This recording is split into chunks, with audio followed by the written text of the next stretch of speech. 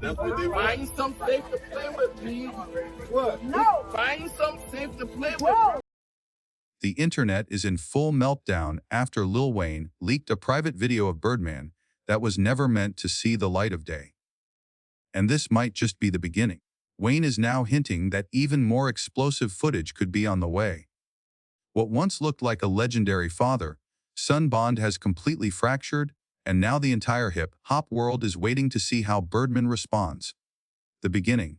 Long before the fame, Brian Williams, better known as Birdman, was just 14 years old with $1 million to his name. In New Orleans, that only meant one thing. That money didn't come from a record deal. It didn't come from a trust fund. It came from the streets, years before Cash Money Records was even a thought. Before rap became his public image, Birdman already had a reputation in a city, where reputation meant survival. Baby wasn't, he's a millionaire from the streets.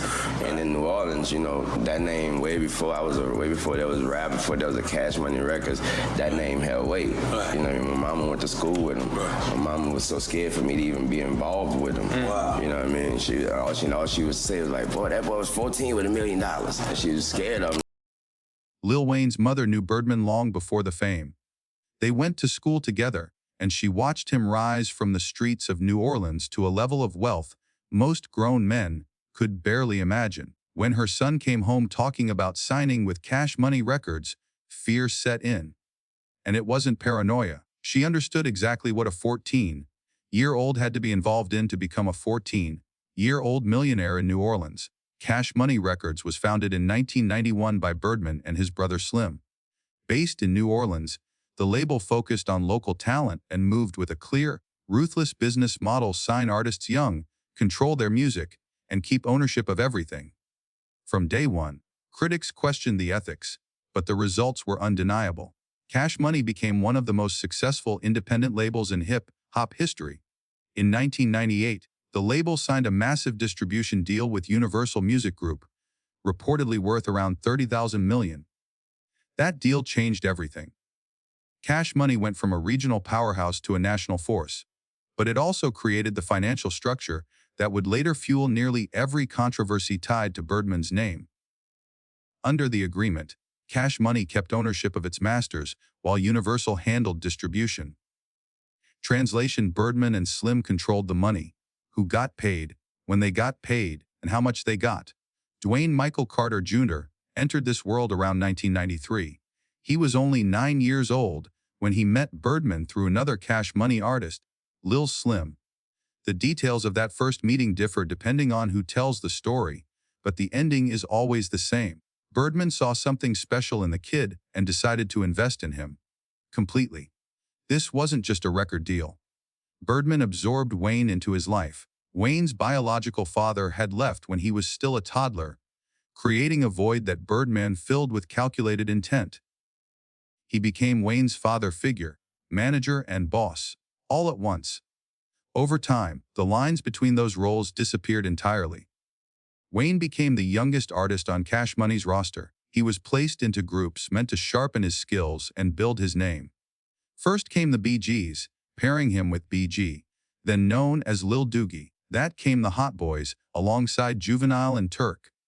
These groups acted as training camps, teaching Wayne how to record, perform, and survive the music industry while he was still a child. The strategy worked.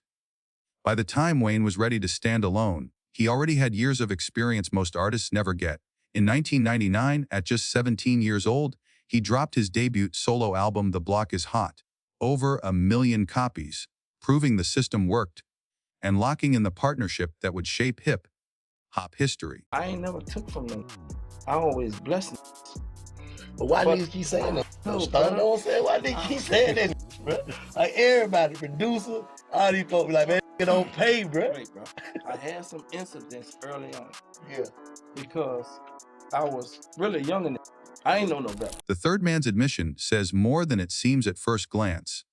He openly acknowledges that early on, when he was young and inexperienced, he didn't fully understand the consequences of his actions. In many ways, his statement works as both a defense and a confession. Yes, he was young. Yes, he made mistakes. But those mistakes weren't harmless. They involved other people's money, other people's livelihoods, and, ultimately, other people's trust. Every problem I had, I cleared it up. Oh, you saying any that ever fucked like they got fucked I over? cleared it up. Yeah. I paid any that got. You heard me? Because I was young, but remember, I'm telling you, I'm 20 years old. Yeah. So a lot of it happened early on. I just ain't know. But any that had any problem from my son on down, and I gave him 50 million, I cleared it up, brother. Because I ain't want my name like that, especially with Wayne. That's like I'm nothing without this dude. Like that I didn't want, but it happened. But I aired that shit out. Yeah. The claim that every issue had been resolved doesn't line up with reality. Decades of lawsuits, public accusations, and artists walking away from Cash Money tell a very different story. But the most revealing moment comes with a simple admission: I'm nothing without this dude. Birdman may have built an empire, but its foundation was Lil Wayne. Without Wayne's raw talent, relentless work ethic, non-stop recording sessions, and constant touring, Cash Money might have stayed a regional label with limited reach. Wayne didn't just elevate the brand, he transformed Birdman into a mogul. And the question that would later tear them apart was simple, but explosive. Was Wayne ever properly compensated for that transformation? The 2000s marked the height of their partnership. Lil Wayne's The Carter series reshaped what commercial hip-hop could be. When The Carter to Thury dropped in 2008, over 1 million copies in its first week. An achievement no hip-hop album has matched since. That success opened the floodgates. Cash Money and its subsidiary Young Money Entertainment became a magnet for elite talent. Drake signed in 2009.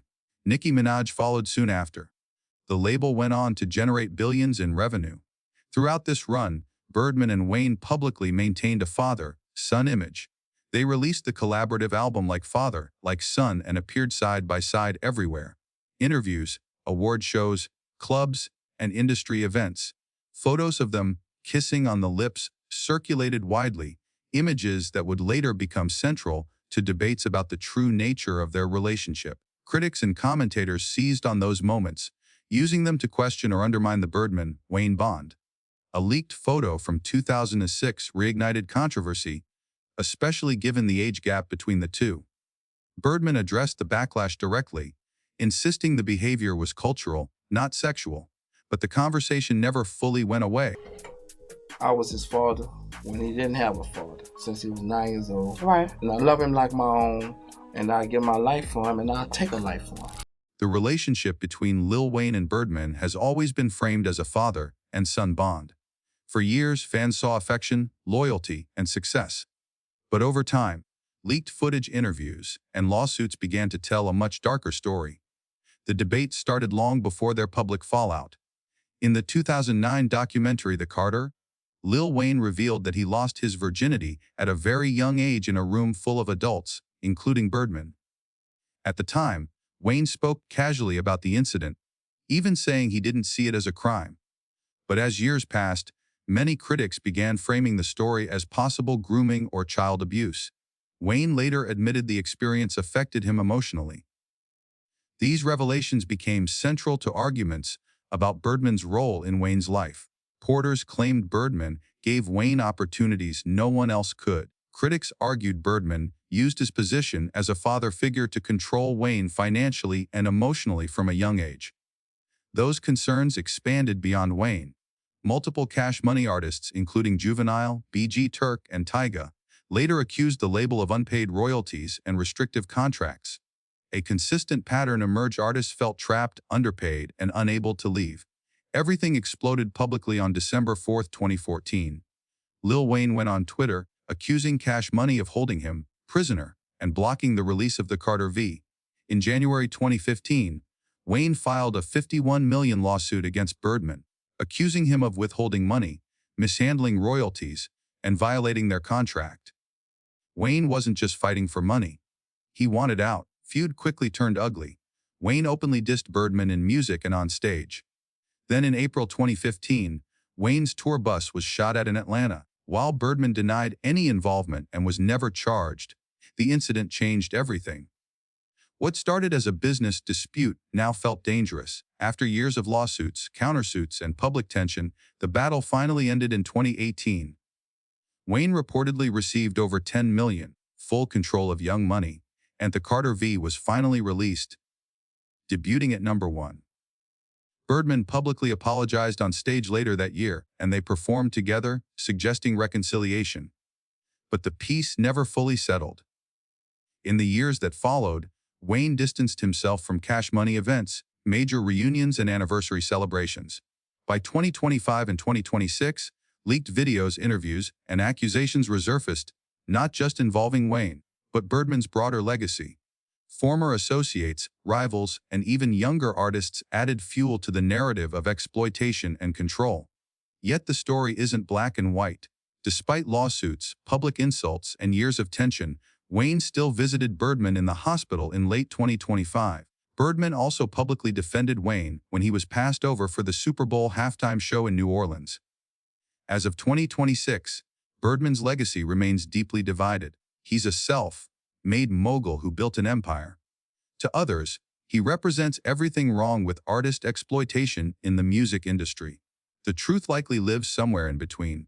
A relationship built on love, loyalty, control, and conflict. Now permanently preserved through lawsuits, leaked footage, and public opinion in an era where nothing stays private forever. Found this story shocking? Check out the next video on your screen. Thanks for watching. See you in the next one.